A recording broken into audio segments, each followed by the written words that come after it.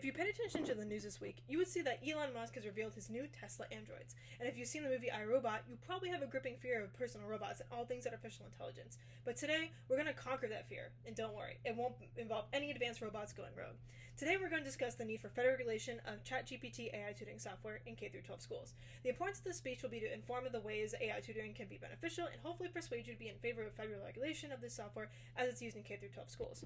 Most people fear the use of AI technologies as they could cause mass unemployment or even stunt educational growth for students. Some cons to my argument include the concern of unemployment cuts and replacement with AI tutoring services, which could lead to increased job loss. But some pros to my arguments include how the regulators of this AI software could actually fill the educational gaps for students and could even increase their learning and understanding of material. It is necessary to mandate these federal regulations for these technologies as it will help eliminate any concerns or stigmas the masses may have towards the integration of AI software. We'll be pulling information from credible sources that include scholarly commentaries of AI software, AI literacy presentations, and a survey involving America's educators from the year 2023. So with that, let's begin by defining the fears and understand what exactly it is that we're actually talking about. As stated before, many individuals involved in education fear the use of AI technology in the classroom. The fear comes from the use of the fear comes from its use of AI as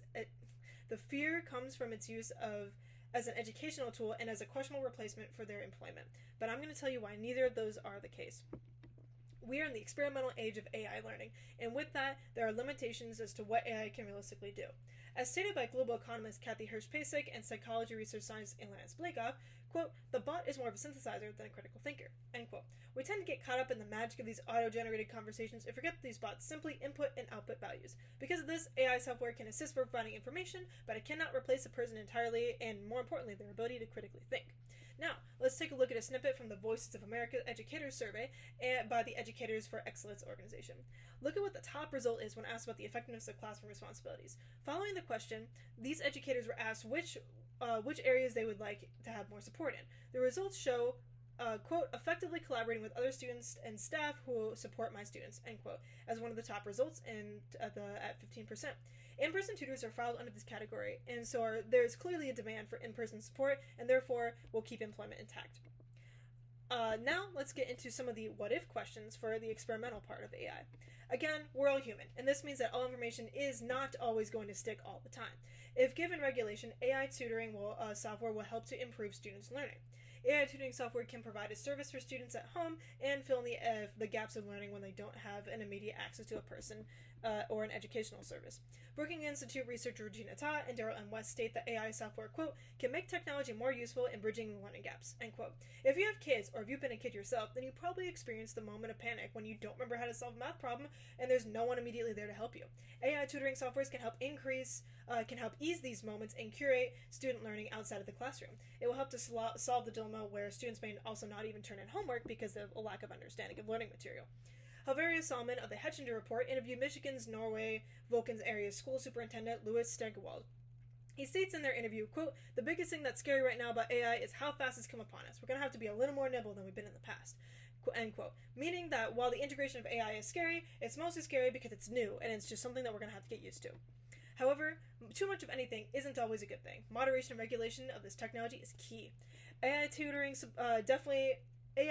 definitely going to not be for everyone, and it quite possibly may need additional regulations for younger elementary students. Superintendent Steigerwald states, quote, he doesn't think generative AI tools will have an immediate impact in the elementary classrooms, either as an instructional tool or a cheating risk, end quote. There are certainly skills that need to be attended to at each human development state, and a lot of that is integrated into early grades of elementary education. This is certainly a place where AI tutoring will not have a significant impact.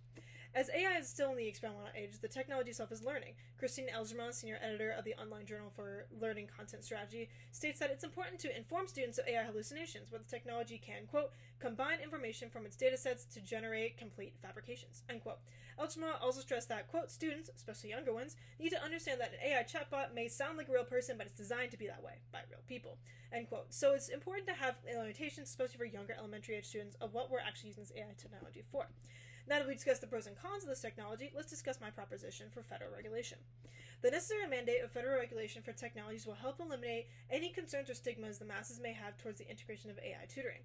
Training programs need to be implemented for teachers to learn how to use the software and how to properly demonstrate its use. Students and parents should also be given information in an infographic which can include how technology works, how to use it, what the expectations are for the use of this technology, and what the potential consequences are if they fail to use it properly. Lastly, protections for employment and monetary compensation still need to be provided to conserve in-person teaching office hours and student and tutoring services until we are able to collect more data and how this technology actually impacts us. AI literacy training already has shown to be helpful solutions in integrating this technology. For example, the El Segundo High School District in Southern California has stated the following on their AI leadership and literacy policy. Quote, as the integration of artificial intelligence in education systems become increasingly prevalent, El Segundo Unified recognizes the need to implement safe, effective, and ethically guided AI policies and practices. End quote. The key words here are safe, effective, and ethically guided processes.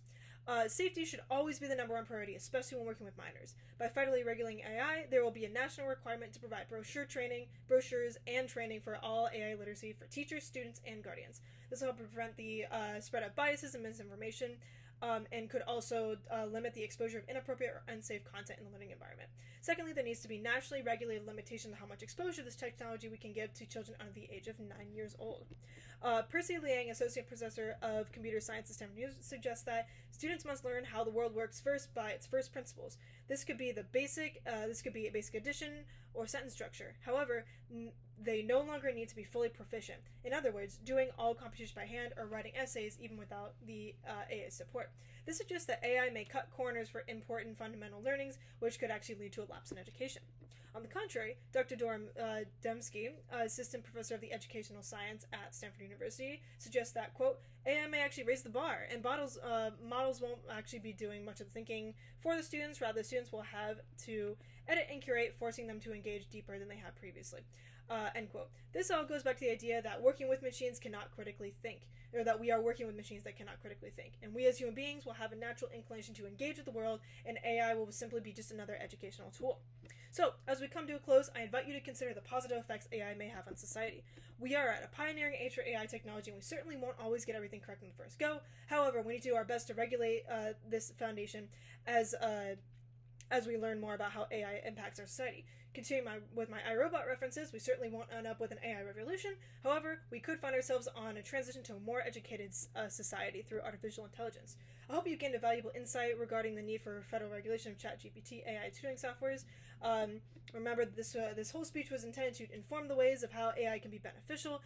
Many people may fear the use of AI technologies. However, while we have our fears that they may take over our jobs, ultimately, the machines cannot critically think, and there will always be a place for real in-person student teaching.